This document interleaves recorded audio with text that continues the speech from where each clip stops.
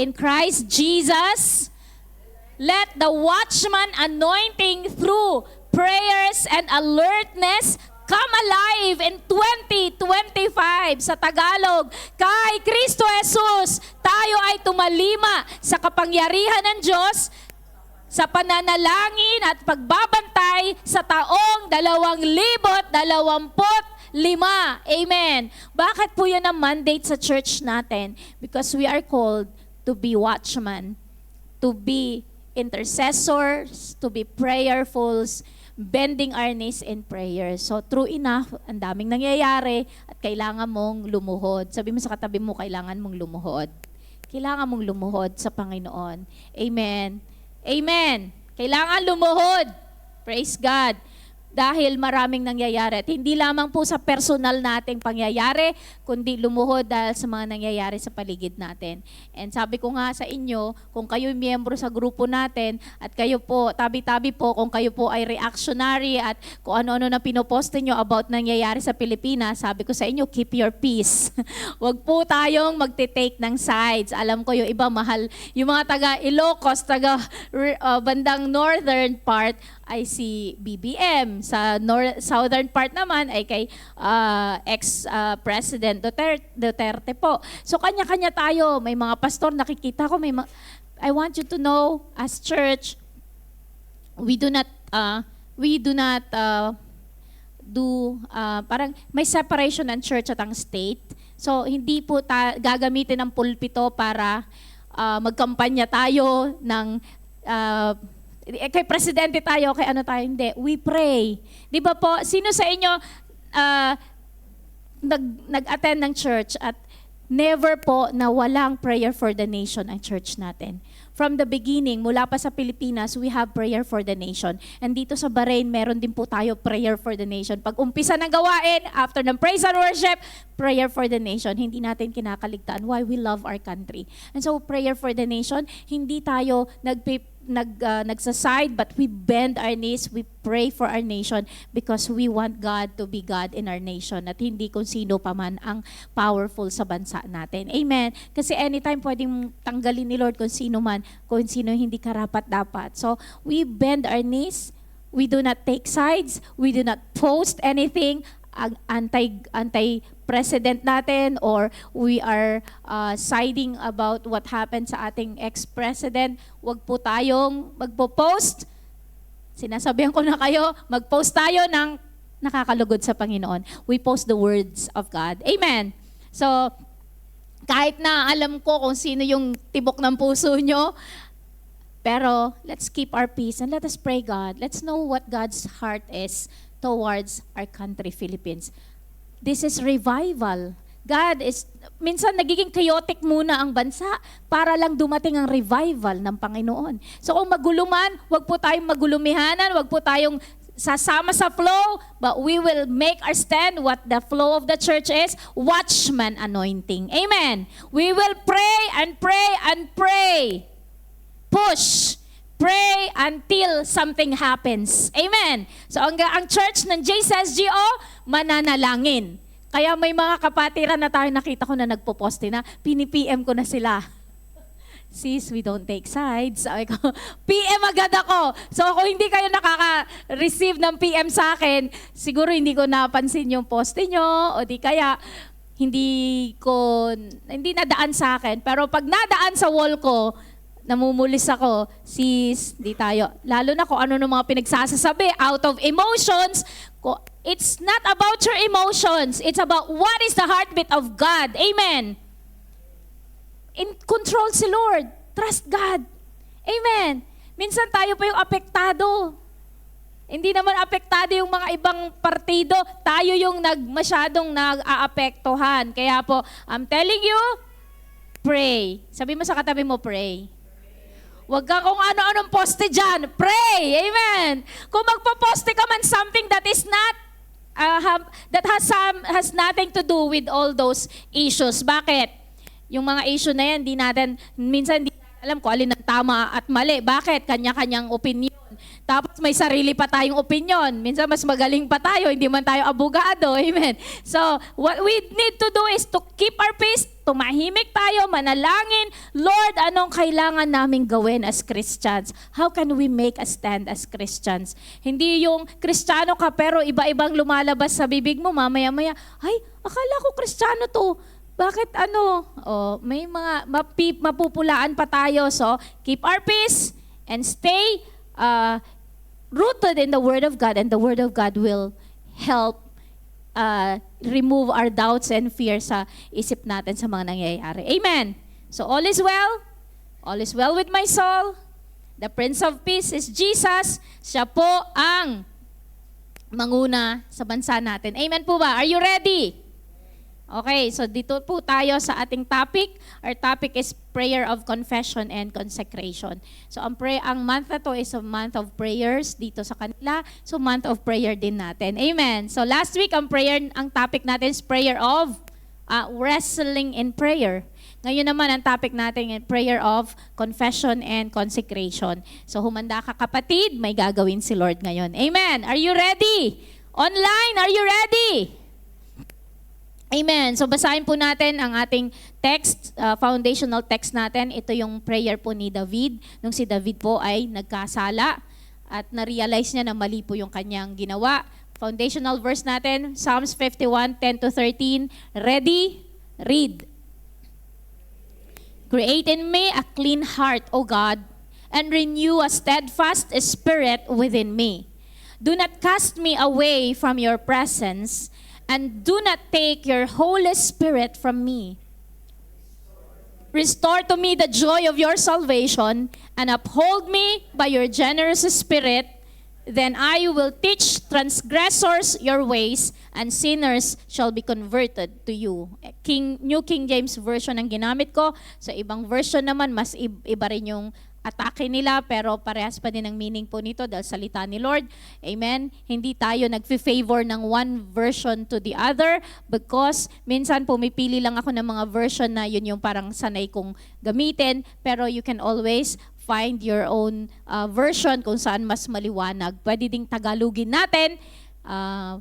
Sanay lang po ako sa English ang verses ko, pero pwede din po nating pasyalan ang Tagalog at mas masarap po ang sariling lingwahe natin. Amen. So sabing ganun dito, create in me a clean heart, O God.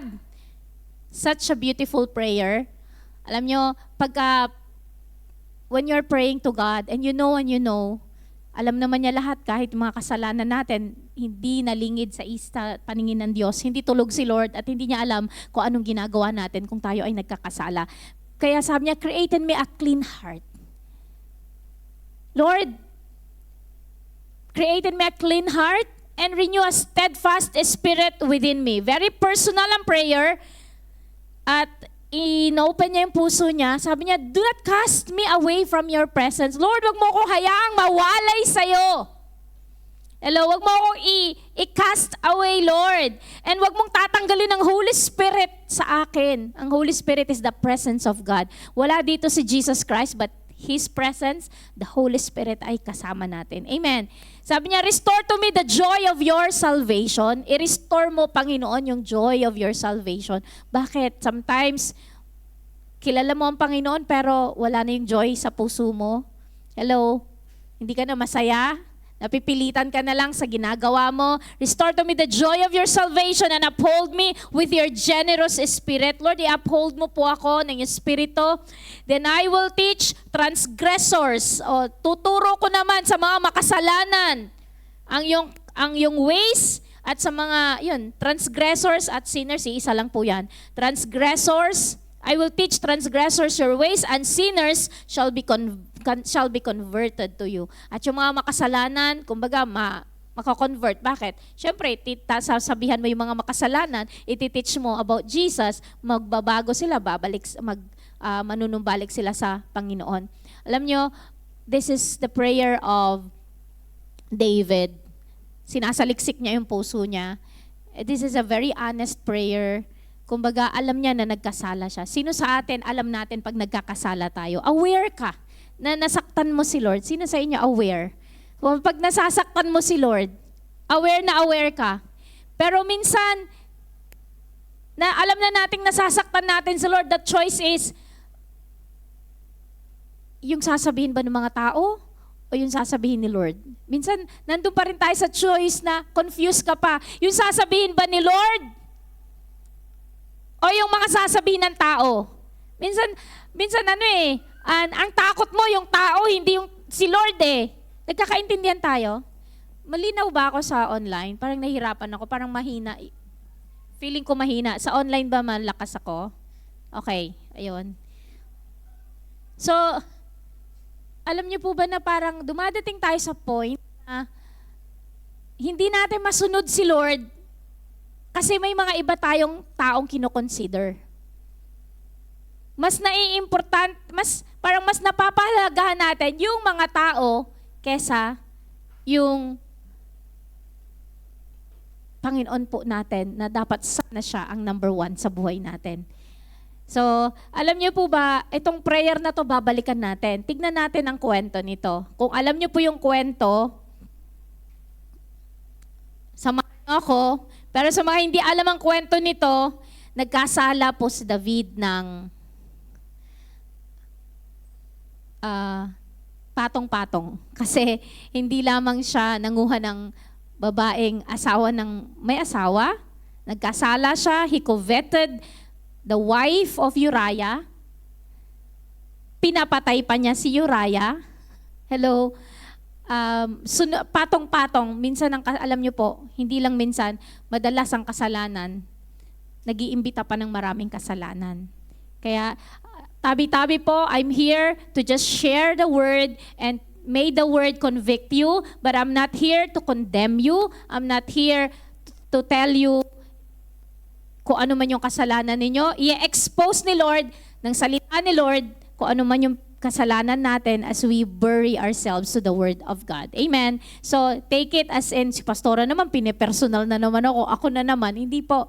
Let the Word convict us. Let the Word change us from glory to glory. Basahin po natin. 2 Samuel chapter 11 and 12 po ang text natin. Mahaba po ito, may mga kinat-cut lang po ako. It happened in the spring of the year, at the time when kings go out to battle, that David sent Joab and his servants with him and all Israel, and they destroyed the people of Ammon and besieged Rabbah. But David remained at Jerusalem. You know that David is a man of war, at lahat ng mga digma ang pinuntahan niya panalo. Skillful si David. Amen po ba? And David is a man after God's heart. Mahal na mahal niya ang Panginoon. So, mahabang kwento, madami na pong pinagdaanan, naging hari na siya. Eto na, sa panahong, makinig kayo maigi, para sa akin din to, para sa inyo, para sa mga leaders, sa panahong dapat sana nakikipagdigma ang hari, nag-excuse, hindi nakidigma, pinabayaan lang niya ang kanyang captain of the house. Siguro, kaya na nila yan. Hello? Na-train naman na si Joab at ang mga army nila. Panalo pa rin naman. Hello? Pero si David, na supposed to be nasa digmaan, hindi siya pumunta. There are times in our lives kaya nagkakasala tayo. Yung panahon na sana na andun tayo sa battlefield, hindi tayo pumunta sa battlefield. Tinamad tayo. Hindi tayo pumunta. May mga dahilan tayo, pero alam natin, we gave in to our flesh. Makinig kayo maigi, ha? We give in to our flesh. Tabi-tabi po. Sa mga panahong hindi natin sinunod ang dapat sana gagawin natin, may pinapagawa sa Lord, hindi ka sumunod. Doon pumapasok ang kaaway. Kasi nabigyan natin ng puwang ang kaaway sa buhay natin. Ano nangyari kay David? He was supposed to go to battle, pero si Joab at ang servants ang pumunta, at ang buong Israel, yung mga armies nila, kasi ang Israel po, at the age of 18, kailangan mag-train na sila ng nasa army, ang mga 18 years old, babae, lalaki, nasa army na sila. So, na-train ng mga Israelites talaga to become warriors. Amen. So, and they destroyed the people of Ammon and besieged Rabbah, but David remained at Jerusalem. So, naiwan si Haring David. Verse 2 na, makinig kayo maigi. Then it happened one evening that David arose from his bed and walked on the roof of the king's house. So nandun po siya sa kaharian, pumunta siya sa roof, sa mataas, medyo fortified at mataas ang kanilang, alam mo ang kaharian, syempre may tower ka dyan, mataas. Ini-scout niya ang buong kaharian. Hello? And from the roof, he saw a woman bathing, and the woman was very beautiful to behold. Eto na. Makinig kayo. Asan ang mga may asawang lalaki dito? May asawang lalaki. Importante po. Okay lang na nakita, pero yung binalik na tinitigan, hello? Hindi naman tayo excuse, ano? Siyempre may dadaan sa mata mo ng mga nakasuot na mga hindi maganda. Sabi nga ni Pastor Paul noon sa mga kalalakihan, may maraming mga myth sa paligid. Pero, ibig sabihin, si David, married na po siya, pero dahil hari, nakakita ng babae, naliligo, kung bakit naman ang paliguan noon hindi sa sariling bahay. Noong unang panahon, ang paliguan nasa iba pang lugar. Are you with me? Hindi sa loob ng bahay ang paliguan. Pupunta pa sila parang hamam. Yung mga Moroccan bath. May ganun eh. May isang lugar kung saan baths. Doon sila naliligo. Hindi ko alam kung paano nasilip ni David. Hindi ko alam kung I don't understand the scenario. Naiintindihan nyo ba yung scenario? Hindi naman si David ay nag-binocular spot na ganun na.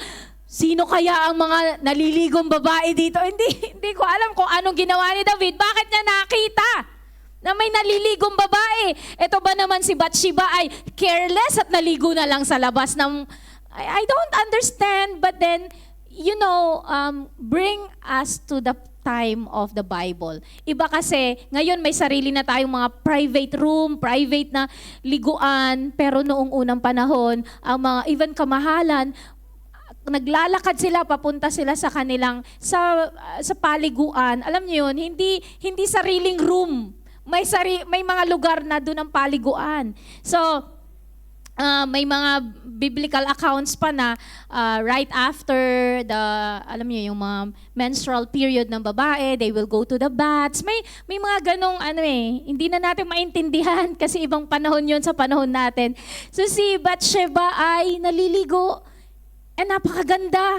She was beautiful to behold. So habang naliligo, pinapanood.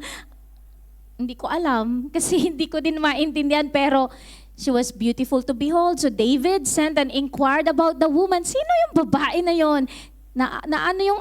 Yung curiosity ni David, pinaalam, sino yung babae na naliligong maganda? Sabing ganon, is this not Bathsheba, the daughter of Eliam, the wife of Uriah the Hittite?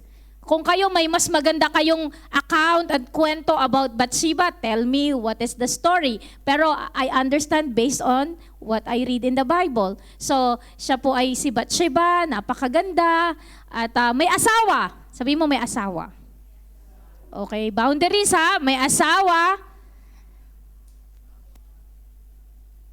Then, David sent messengers and took her. So alam niya na may asawa, hindi naman sinabing dalaga or pinatawag pa din niya. And she came to him and he lay with her, for she was cleansed from her impurity, and she returned to her house. Eto na. Pasensya na po kayo, dalaga po ako, pero sa mga may asawa, naiintindihan niyo kung ano yung sinasabi ko. Tinawag ni David, alam niyang may asawa, pero hari, nagkasala. Bakit? Pinagpatuloy niya ang balak. Maitim na balak. Anong maitim na balak? May asawa yung tao, may asawa siya. Anong kasalanan? Adultery. Concubinage. May asawa ang hari, may asawa ang babae, pinatawag, si babae naman, si Bathsheba, hindi rin makatanggi, utos ng hari, hindi pwedeng mabali. Siguro nanginginig pa kasi hari ang nagpatawag sa kanya.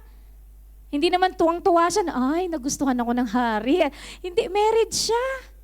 kay Uriah. Pero syempre, with fear and trembling, dahil pinatawag ng hari, walang kaso. Bakit? Hari naman siya at he is reigning over all Israel. So, I don't know, pero sabi nga kakatapos lang nag-cleanse from impurity, kaya nga naliligo naglilinis po siya. Yun yung dun pagkatapos ng period nila is naliligo mga kababaihan, yun yung parang naging sa culture sa Biblia. So yun nakita na pinakuha, and she returned to her house, and the woman conceived. Nabuntis. Yung sekreto, minsan, tinatago-tago, ginagawa sa kadiliman, pero nagkakaroon ng resulta, nabubuntis. O nabuntis po si Bathsheba, hindi naman sinabing ilang beses pinatawag ni David. In the course of time, buntis si Bathsheba. And anong ginawa ni David? Sabi ni Bathsheba, I am with a child. Alam niyo, ang digmaan noon tumatagal ng ilang buwan, ganyan. Kaya nangyari? Si Uriah bilang asawa, nasa battlefield, tapos buntis ang misis, ano mangyayari? Paano nabuntis ang misis ko nasa battlefield ako? Verse 6, Then David sent to Joab, saying, Send me Uriah the Hittite. And Joab sent Uriah to David. When Uriah had come to him, David asked how Joab was doing, and how the people were doing, and how the war prospered. And David said to Uriah, Go down to your house and wash your feet. So Uriah departed from the king's house, and a gift of food from the king followed him. But Uriah slept at the door of the king's house with all the servants of his lord, and did not go down to his house. Eto na. Nung nalaman ni David na buntis ang misis, para i-cover up niya yung kasalanan niya, pinapauwi niya ngayon si Uriah.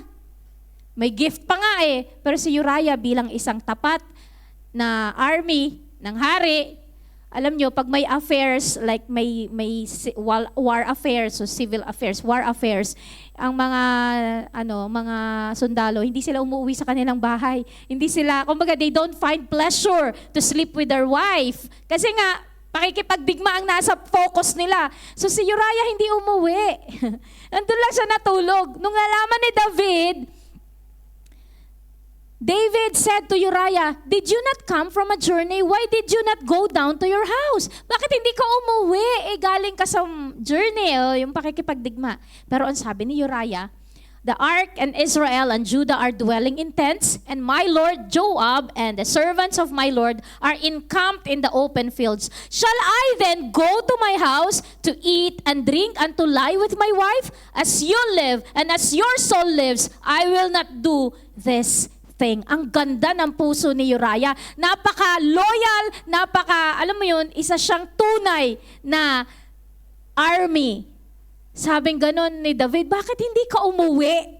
Para i-cover up yung kasalanan ni David. Kasi pag yung gabi na yon ay mag-lay si Uriah, o tabihan niya ang kanyang misis, at pag in the future malamang buntis, may dahilan, nabuntis siya kasi umuwi si Uriah.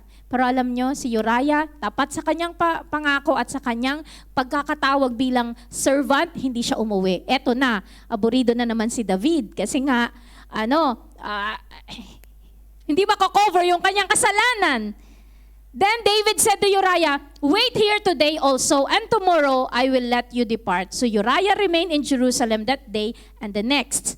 In the morning it happened that David, basta sa madaling sabi, binigyan pa ulit ni David ng chance si Uriah umuwi. Pero hindi umuwi si Uriah. Hindi dahil hindi mahal ni Uriah ang kanyang misis. Kaya lang, alam mo yung puso niya, nagkakaintindihan tayo. Mga kalalakihan, naiintindihan nyo? Over his pleasure, his call, his career bilang isang servant at army of King David. Hindi siya umuwi. Pero eto na, nagsulat ngayon si David kasi hindi niya mapauwi si Uriah. Sabi niya ganon.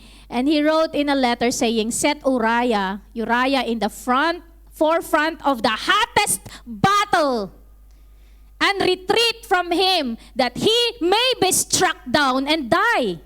O eto na, may masamang balak na si David. Sabi niya kay Joab, ilagay sa front line si Uriah. sa pinakamatinding battle. And mag-retreat. Ibig sabihin, umatras kayo, biglang iwan nyo siya.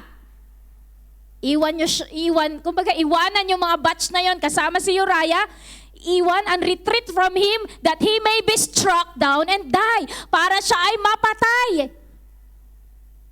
O, di ba? Hindi man si David ang pumatay, pero meron siyang instruction, patayin. Hello? So it was while Joab besieged the city that he assigned Uriah to a place where he knew there were valiant men. Then the men of the city came out and fought with Joab.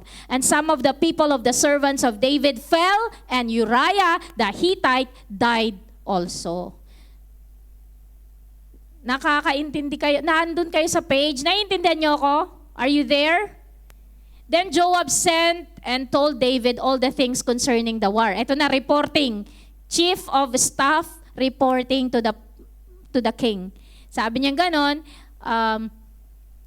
when you have finished, sinabi ni Joab, ipinadala niya yung message kay King David. So hindi si Joab mismo ang nagbigay ng report. Sinabi niya, and charged the messenger saying, when you have finished telling the matters of the war to the king, Verse 20, if it happens that the king's wrath rises, pag medyo nagagalit na ang hari, kasi medyo talunan yung hukbong sandatahan. And he says to you, why did you approach so near to the city when you fought?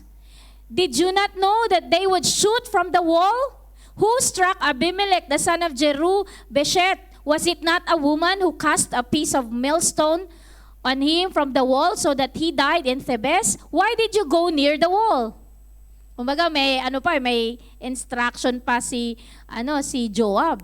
Tapos sabi niya ganon, your servant Uriah the Hittite is dead also. Yun na daw. Pagka nagalit na si David, kasi nga maraming casualty din ng mga armies, kapag ka nagalit na si David, ang isusunod mo na report, your servant Uriah the Hittite is dead also. So mapapacify ngayon ang galit ni David. Bakit? Yun lang naman ang gusto ni David mangyari. When the wife of so to cut the story short, hindi ko na siya diniretso kasi mahaba po yung pagbabasa natin.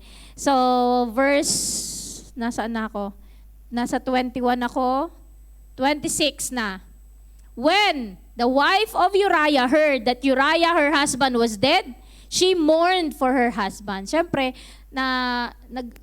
ikaw nga, buntis ka na nga, hindi pa ang asawa mo nakabuntis sa'yo, taas na matayan ka pa ng asawa, she mourned. Tapos, nung natapos na yung mourning niya, alam ni David, kasi alam naman, si David naman may pakanan, ipapatay si Uriah.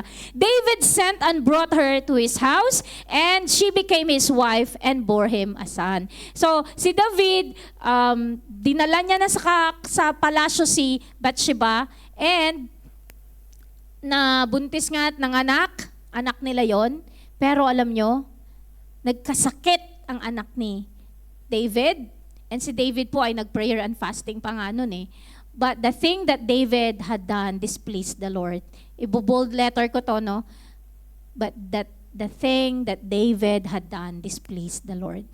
He is a man after God's heart. Mahal niya ang Panginoon. Sobra, marami siyang sinulat sa Bible, Psalms, sa kanta niya. He loved the Lord so much. Pero makinig kayo maigi.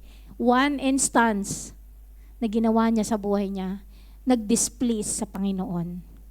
So this is a prayer of confession and consecration. Bakit po?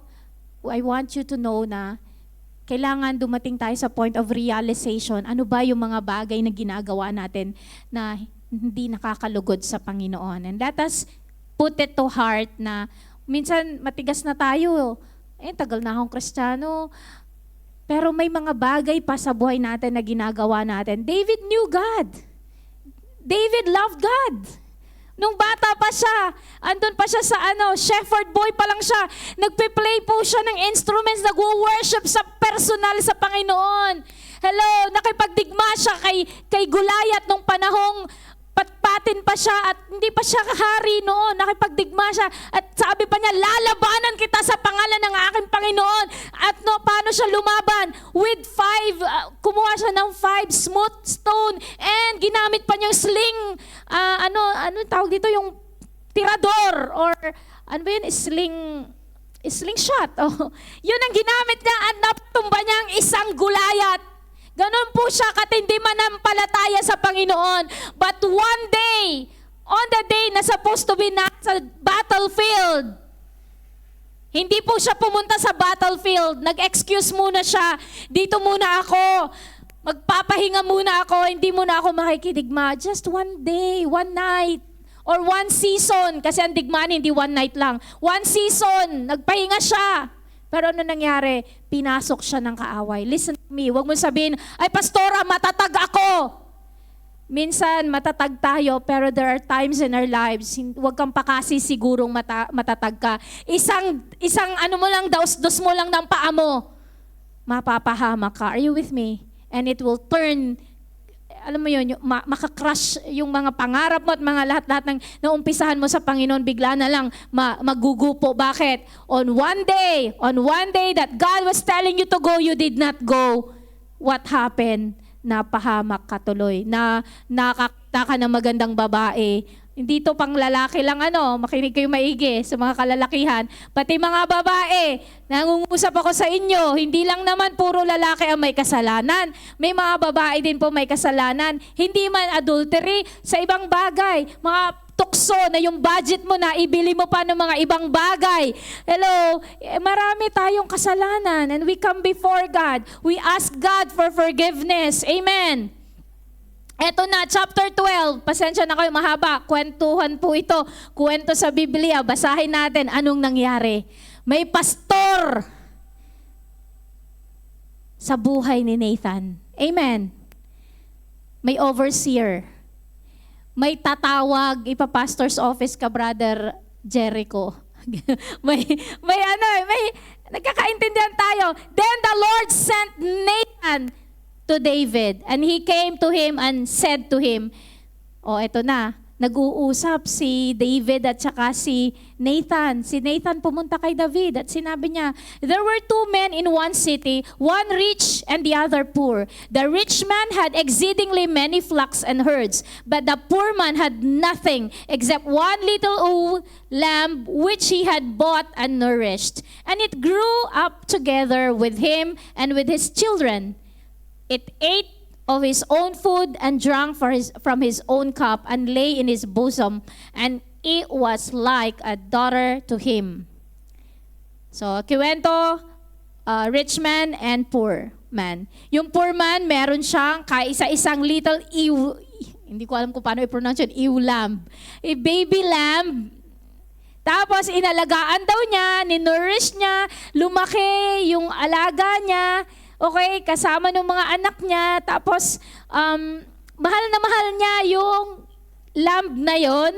Okay? Tapos may traveler na dumating. A traveler came to the rich man who refused to take from his own flock and from his own herd to prepare one for the wayfaring man who had come to him. But he took the poor man's lamb and prepared it for the man who had come to him. So ang ginawa daw ng mayamang lalaki, ang dami-dami na niyang mga hayop, kinuha pa niya yung kaisa-isang lamb ng isang mahirap na tao na mahal niya. At yun ang pinatay niya at yun ang pinakain sa traveler na bisita nila. Nagkakaintindihan tayo?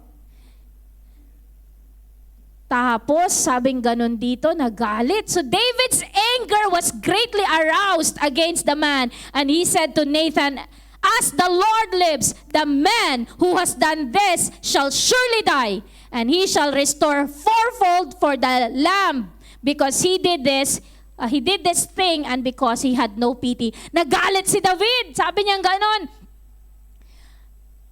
Etong tao na to na kumuha ng lamb ng isang mahirap na tao, he should surely die. At kailangan bayaran pa ng 4 na beses yung kinuha niya dun sa mahirap. Galit na galit si David dahil wala siyang pity. Wala siyang awa na kinuha niya yung kaisa-isang lamb. Sabi ni Nathan, nagkakaintindihan tayo, nakikita niyo yung picture. Gusto ko malinaw sa inyo, kaya ako kinikwento ng madahan-dahan. Then Nathan said to David, "You are the man!" Sabi ni Nathan, "Thus says the Lord God of Israel, I anointed you king over Israel, and I delivered you from the hand of Saul. I give you your master's house and your master's wives into your keeping, and gave you the house of Israel and Judah. And if that had been too little, I also would have given you much more. Why have you despised the commandment of the Lord to do evil in his sight? You have killed Uriah the Hittite with a sword. You have taken his wife to be your wife, and have killed him with the sword of the people of Ammon. Now therefore the sword shall never depart from your house, because you have despised me, and have taken the wife of Uriah the Hittite to be your wife." Oh, eto na yung verdict. Dahil sa ginawa niyang pagkakasala, nagalit po ang Panginoon sa kanya. "You are the man," sabi nga ni Nathan. And sinabi pa ni Lord kung ano yung mga blessings na binuhos na kay David. At kung kulang pa yan, sabi niya ganun, "I also would have given you much more." Pero anong ginawa mo? Sabi niya ganun, "You have killed Uriah." Kinuha mo ang kanyang asawa. Pinapatay mo sa people of Ammon si Uriah. Kaya tuloy ngayon, sabing gano'n ni Lord, ito yung dahilan, that the sword shall never depart from your house. Ano nangyari sa latter part ni David?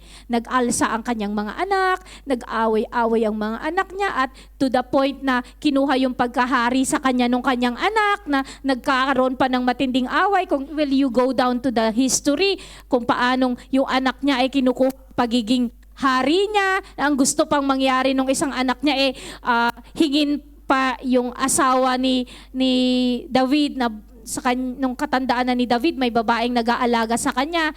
So, ang gusto pang kunin nung anak niya is yung tagapag-alaga kay David. Basta mahabang kwento yan na nagkagulo-gulo pa sa buhay at sa pamilya ni David at the latter part ng buhay niya. Pero ano yung umpisa? Dahil nagkaroon siya ng nasa at i-justify niya yung pagnanasa na yon.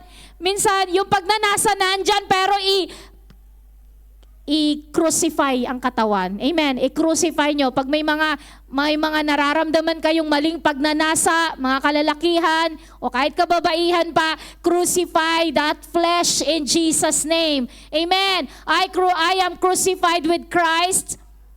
I no longer live, but Christ live in me. I-crucify nyo kapag lumalabas na naman, nagre-resurrect na naman yung flesh sa buhay natin. We crucify with the blood of Jesus. Amen. We crucify through the crucifixion of Jesus Christ.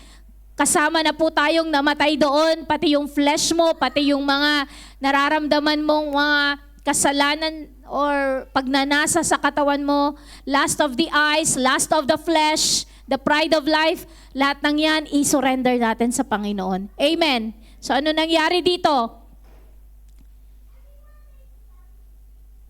Napagsabihan si David, at si David, anong sumunod? "Thus says the Lord, Behold, I will raise up adversity against you from your own house, and I will take your wives before your eyes, and give them to your neighbor, and he shall lie with your wives in the sight of the sun. For you did it secretly, but I will do this thing before all Israel, before the sun." So David said to Nathan, "I have sinned against the Lord." Ang bigat ng verdict ni Lord sa kanya. Ginawa mo secret, ang mangyayari sa'yo, yung mga wives mo will be taken before your eyes ng yung neighbor, and he shall lie with your wives in the sight of the sun. Kung didiretsohin nyo ang Bible, babasahin nyo, nangyari nga po yung nangyaring, itong verdict na to, nangyari sa buhay ni David. And I want you to know, sa galit po ng Panginoon. Sinabi ni Nathan tong galit ni Lord sa kanya. Pero alam nyo, sabi ni David, "I have sinned against the Lord." Nag-confess siya, nagkasala siya. Amen po ba? Minsan alam nyo, ang mahirap na gawin natin is aminin natin yung kasalanan natin. I have sinned against the Lord. Mga misis nyo, sinasabihan na nga kayo, kinokorek na nga kayo, "Ay hindi, wala akong ginawa." Hindi umamin. Wala dito yon. Amen. Wala dito yon. Sabi mo, wala dito yon. Kasi umaamin ako sa Panginoon. Umaamin ako. Sa mga mag-asawa, importante, umamin kayo. Magpatawaran, umamin. Amen. In our relationship, umamin po tayo. Humingi tayo ng tawad sa Panginoon. Amen. Balik natin sa foundational verse natin. Kaya ito po yung naging panalangin po ni David. Create in me a clean heart, O God. Bakit? Nagdihan na yung puso niya eh. Nagnasa siya. And nung nagnasa siya, naku, lagot. Lalabas yung aking sekretong malupit. Hindi umuwi si Uriah. Malalaman, buntis si Bathsheba. Sino ang may kasalanan? Hindi na nga alam ni Uriah na may nangyari kay Bathsheba at kay David. Hindi niya na nalaman. Namatay na lang siya. Hindi niya na nalaman na kinuha pala ni David ang kanyang misis at alam nyo, sa kanyang nasa digmaan siya pero may nangyari sa kanyang misis at ang may kasalanan si David. Hindi niya na alam yun, namatay na si Uriah Pero nakita ng Panginoon lahat ng pangyayari. And I want you to know na dumi ang puso niya, naging isa pa siyang murderer. Bakit? Hindi siya ang pumatay, pero nag-issue siya nag-release siya ng instruction na ilagay sa front line, dun sa matitinding battle para ma-struck at mamatay. Are you with me? Minsan may mga plano tayo sa buhay, hindi natin namamalayan. Evil thoughts are racing in our hearts and in our mind. Let us ask forgiveness kay Lord. Kasi minsan para matabunan yung ating kasalanan, kung nagke-create na tayo ng iba pang mga plano para matakpan yung kasalanan natin. Pero simple lang you are doing something that is not appropriate sa harapan ng Diyos. Humingi ka ng tawad. Bago pa lumala. Sabi mo sa katabi mo, bago pa lumala. Bago pa lumala. Baka kasi lumalala na kasi hindi ka nagpapakorek, walang accountability partner. Listen to me, care group. Importante may care group. Kaya nga lalaki, babae. Pastora sabi nung isa, pag-pray ko nahuhulog ako sa kanya. Kasi may asawa siya, may asawa ako. Hello, kailangan make accountability partner. Hindi naman kailangan i-chismis ni sister care group leader, pananagutan niya sa Panginoon yan. Pero alam niyo, importante, mga kalalakihan sa inyong care grouping, huwag kayong natatakot. Dumating kayo sa puntong mga usapang mabibigat. Kasi nga care group accountability partner. Tama po ba? Amen po ba? Kasi kung wala kang accountability partner, kung walang accountability partner, delikado. Mahuhulog ka sa bitag ng kaaway. Are you with me? Praise the Lord. Nagkakaintindihan tayo. So sabi niya, create in me a clean heart, O God, and renew a steadfast spirit within me. Do not cast me away from your presence. Sino nararanasan nito na kapag gumagawa ka ng kasalanan, hindi mo na nararamdaman ang kilos ng Panginoon sa buhay mo? Parang wala na. Tuloy-tuloy ka pa pero hindi mo na nararanasan si Lord. Bakit? Kasi nga, naglalamyerda ka na, nag-i-enjoy ka na sa kasalanan. So hindi mo na nararamdaman yung presence ni Lord sa buhay mo. Bakit? He is a holy God. Eto ka, napunta ka ng kasalanan, andito si Lord.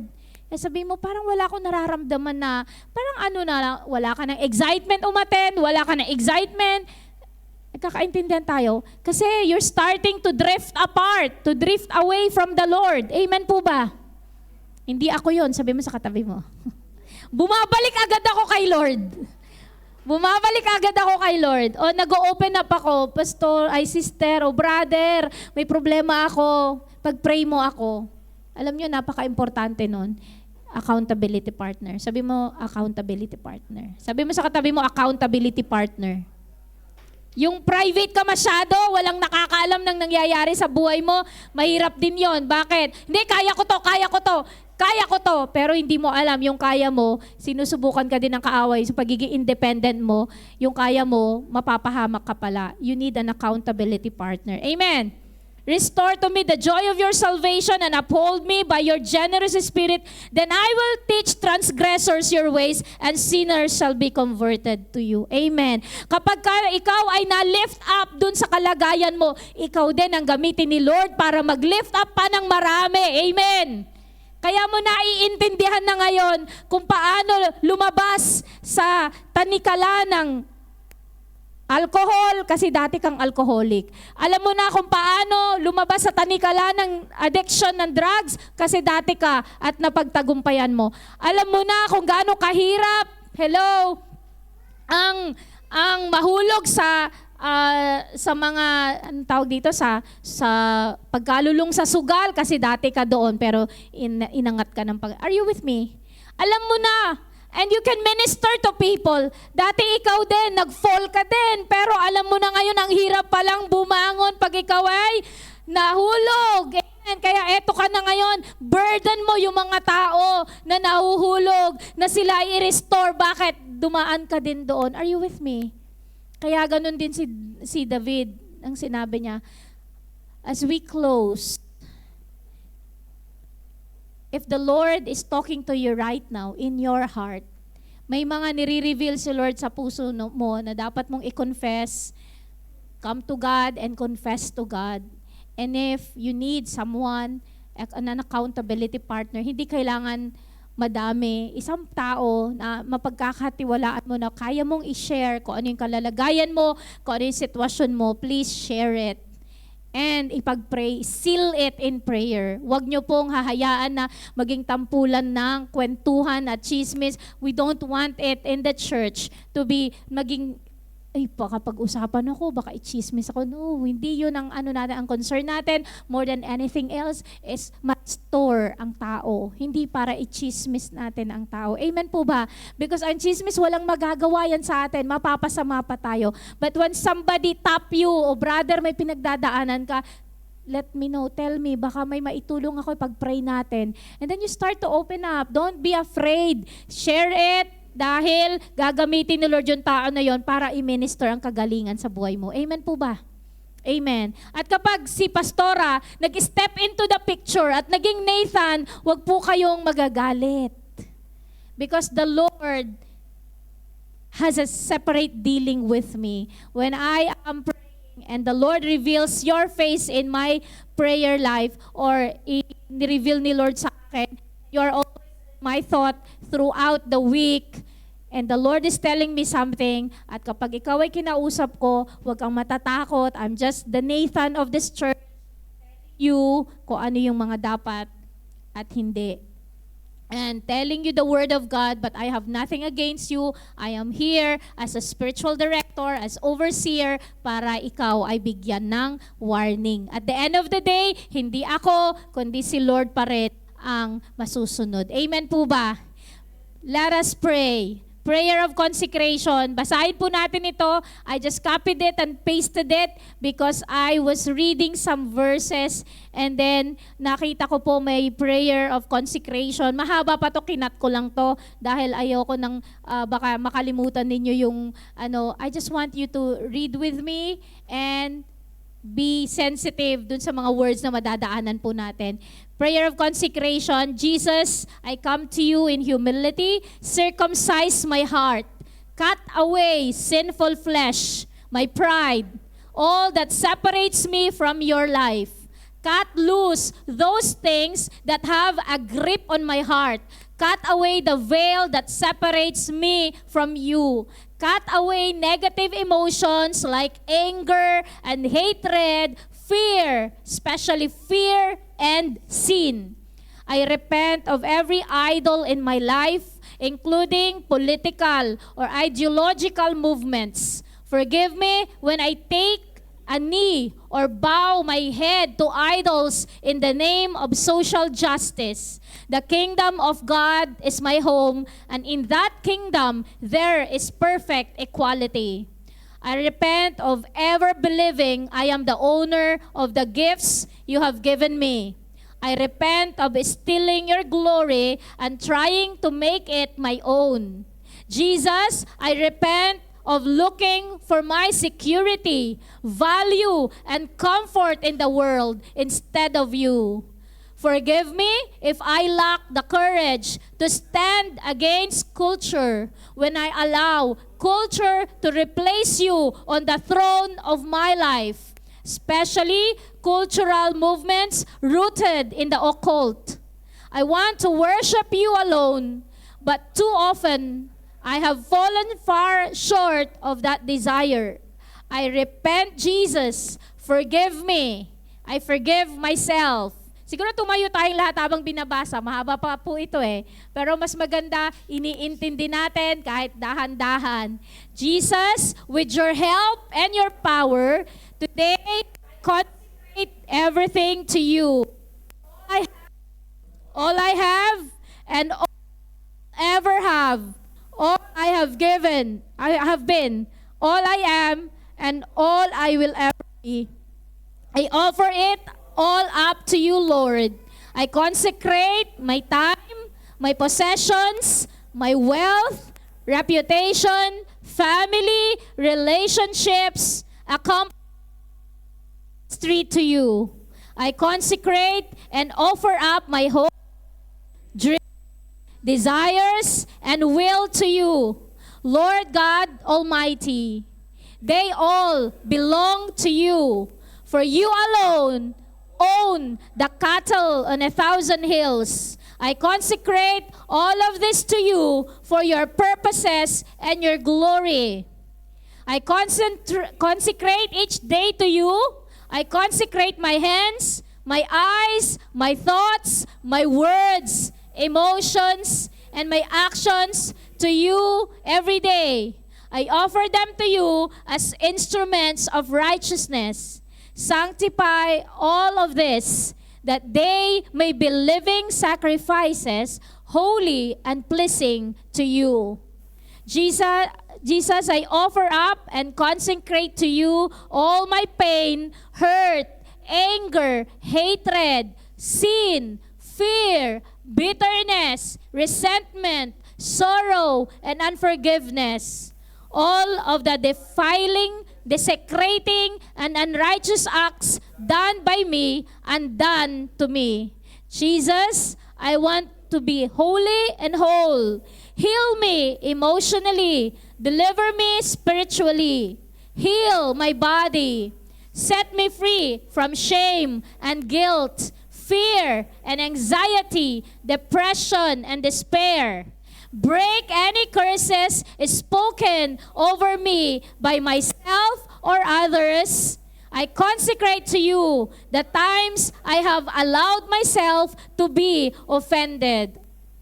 Jesus, today I bind my heart to your heart. I bind my mind to your mind. I bind my will to your will. And I bind my ways to your ways. Jesus, I lose any stronghold thinking, negative emotions, and every critical thought that keeps me from knowing and loving you as my Lord. Jesus, make me like you, loving God with all my heart, soul, mind, and strength, and loving others as I love myself.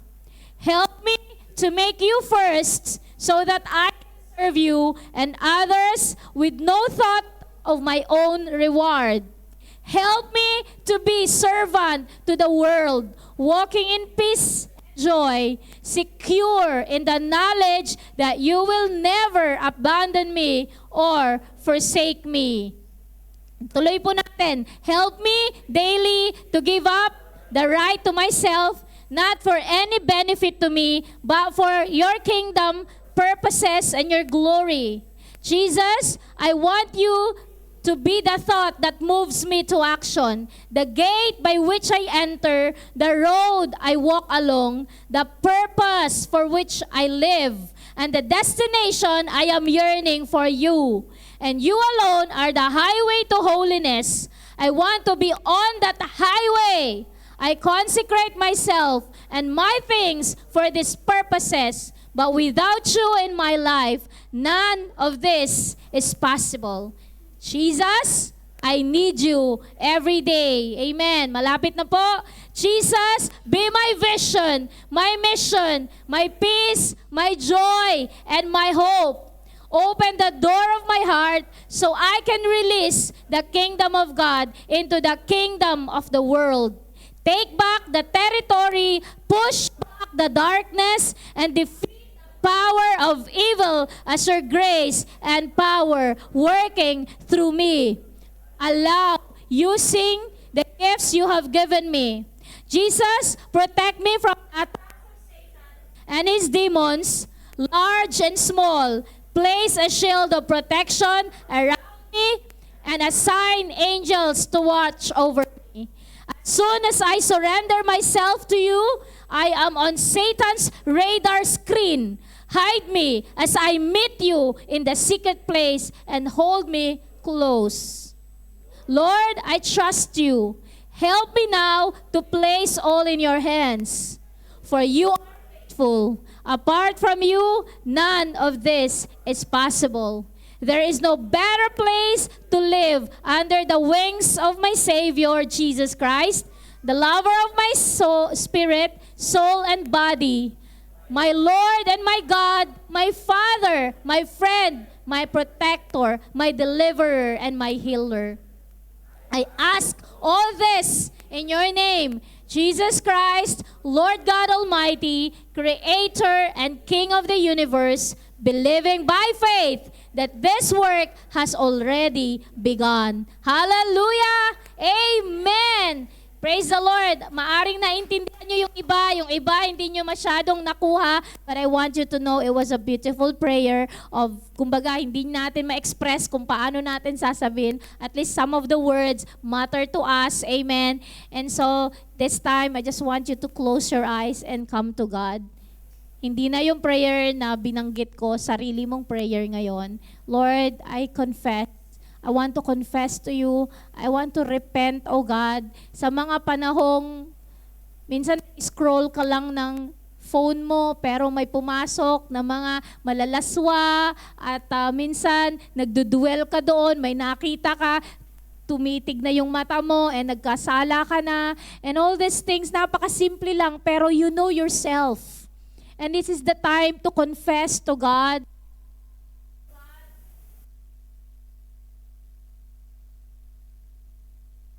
And let us just be natural before God. Alam naman ni Lord. Alam ni Lord kung ano yung nangyayari sa puso mo ngayon. Alam ni Lord yung mga panahon, unguarded moments mo, pumasok ang kaaway at ikaw ay nasilo sa patibong ng kaaway. O di kaya, hindi ka pa nasisilo pero malapit na.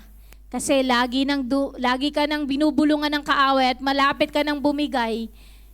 This is a call to come to God and ask the strength of God para hindi ka mahulog sa mga pinapadala ng kaaway na temptations. We come to God in humility. We ask for forgiveness. Saliksikin ni Lord ang puso natin ngayon. Is there anything in our heart? Baka maaring galit, puot, sama ng loob. Lagi ka nang natitrigger ng galit, tumataas agad ang presyon ng dugo mo at bigla ka na lang nakakapagsalita ng mga masasakit. You know yourself. Come to God. Open your heart. Repent, confess, and we have to come to God to pray for consecration. That the Lord consecrate us. Because God called us for His purpose to glorify His name and to show forth to the world His glory. Paano tayo magagamit po ng Panginoon kung tayo po ay nagdudwell pa sa kasalanan, may mga bagay sa buhay natin na hindi matanggal-tanggal. Let's come to God and pray. I-open natin ang puso natin sa Panginoon. He is a refiner's fire. Music team, can you just play that song? Refiner's fire.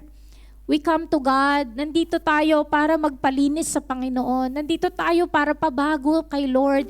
Hindi po yung lagi na po tayong nasa church Friday service, attend po tayo ng attend, pero hindi naman tayo nagpapabago. Kapag ka nakakambit na yung mga bagay sa buhay natin, na mga sensitibo, si pastora naman, bakit ako na naman? You know, the Lord wants to change your heart, wants to change us from glory to glory. So when the word is being spoken and it is for you, because God loves you at nais kanyang baguhin. But I'm not very intentional na para ikaw lang ang aking preachan. The Word of God does kung ano yung gusto niyang gawin sa buhay natin. I just be the messenger, and may the Word of God accomplish the purpose for which it was sent. God, inooperahan kanya ngayon. Inooperahan niya yung puso natin, tinatanggal yung mga hindi karapat-dapat. Because God wants your devotion. Kung paanong dati si David, he's a man after God's heart. Pero napulyot yung puso niya, nagkasala siya. Maring ikaw, close na close ka kay Lord at some point. Pero biglang napulyot yung puso mo, yung isip mo. Now is the time, come back to God. Confess to God. Repent on the things that you have done. Naging palalo ka na, naging mayabang ka na. Come to God. Humingi ng tawad. And Lord, patawarin mo po ako. Consecrate mo po ulit ako, Panginoon, for your service. To give you glory. To shine forth your glory sa buong mundo. Thank you, Jesus. Let's worship the Lord. Purify my heart, Lord. Thank you, Jesus. And if you want to come to God ngayon, the altar is open. Just come. Hindi po natin tinitignan yung ibang tao. It's between you and God. Come to God. Talk to God. As you humbly submit and surrender to God, Lord, hindi ako karapat-dapat sa'yo, pero gusto kong pabago. Here I am. Change me. Come to God. Thank you, Jesus. Sige po, awitin natin. Purify my heart. Purify my heart. Yes, Lord. Let me be as gold and precious Sige po, silver. tayo po'y lumapit sa Panginoon. Purify my heart. Let me be as gold, pure gold. Sabihin natin sa Panginoon, purify my heart. Purify my heart. Let me be as gold and precious silver. Purify my heart. Let me be as gold and pure gold. Pag-purify tayo sa Panginoon, gusto ni Lord tayo po ay lumalapit sa Kanya. May imbitasyon ng Panginoon, come, come, come. My heart's one desire Lord, nagpapabago po ako sa iyo, Panginoon. is to be holy, set apart for you, Lord. I choose to be holy, set apart for you, my Master, ready to do your way. Amen. Kung nagnanasa ka na paglingkuran ng Panginoon, iwanan lahat ng mga bagay sa buhay mo na hindi nakakalugod sa Panginoon. Just come to God. Lord, here I am. Gusto kitang paglingkuran. Here I am, Lord God. Hindi man ako karapat-dapat, Panginoon, pero nais kita, Lord God, na mabigyan ng kaluguran, Panginoon, Lord God. Lord, pakalinisin mo po ako. Pakabanalin mo po ako, Panginoon. Sabihin mo sa Panginoon, itong panalangin ito, Lord, pakabanalin mo ako at pakalinisin mo ako. Consecrate me, O God. Hallelujah. Yes, Lord. Thank you, Jesus. Yes, this is church, but this is a family. We do not judge one another or condemn one another. We encourage one another to come closer and closer kay Lord. Wala akong ibang nais mangyari sa iyo, kapatid, kundi maglingkod ka sa Panginoon. Nakasama-sama tayo, binabago tayo ni Lord, patuloy pa niya tayong babaguhin. He will change us from glory to glory. Because God wants to see a glorious church. A church na babalikan ng Panginoon is a glorious church. At kapatid, sumuko ka na kay Lord. Baka ikaw yung tago ng tago, may pinapagawa si Lord sa'yo. I'm telling you, the Lord is calling you. And the Lord has been faithful. And the Lord has been waiting, patiently waiting for you to surrender yourself, to surrender to the Lordship of God.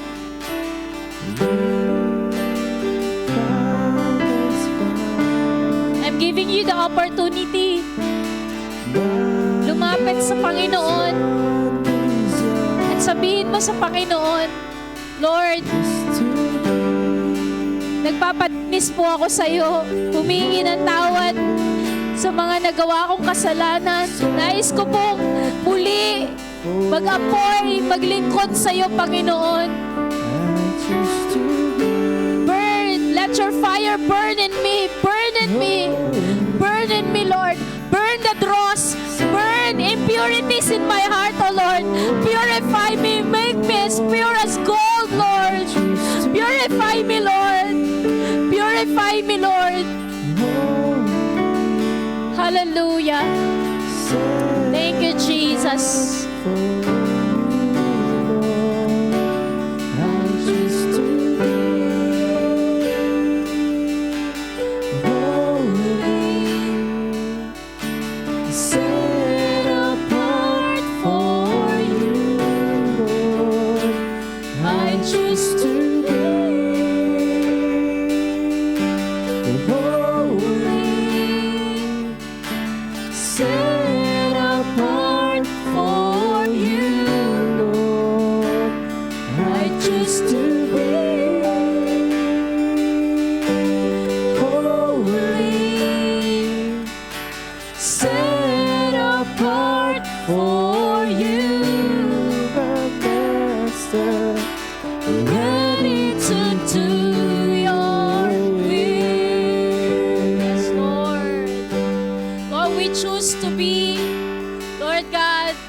Set apart for your glory.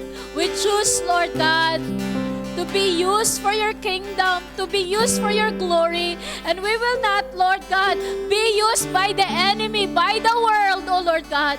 Lord, this temple, this is your temple. You, Lord God, redeemed us, oh Lord God. You bought us with a price, oh Lord God.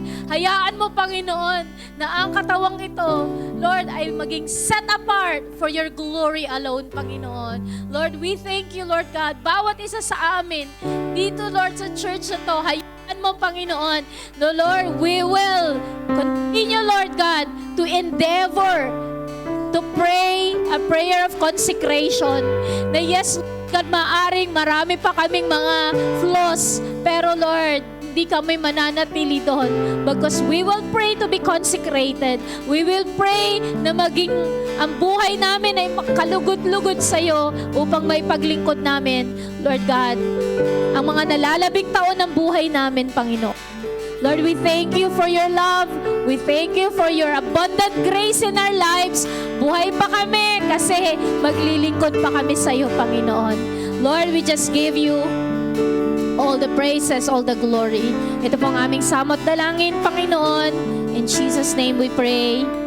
Amen! Amen! Praise the Lord! Hallelujah! At sa ating pong pag-ubo, hayaan po natin na yung trabaho nito.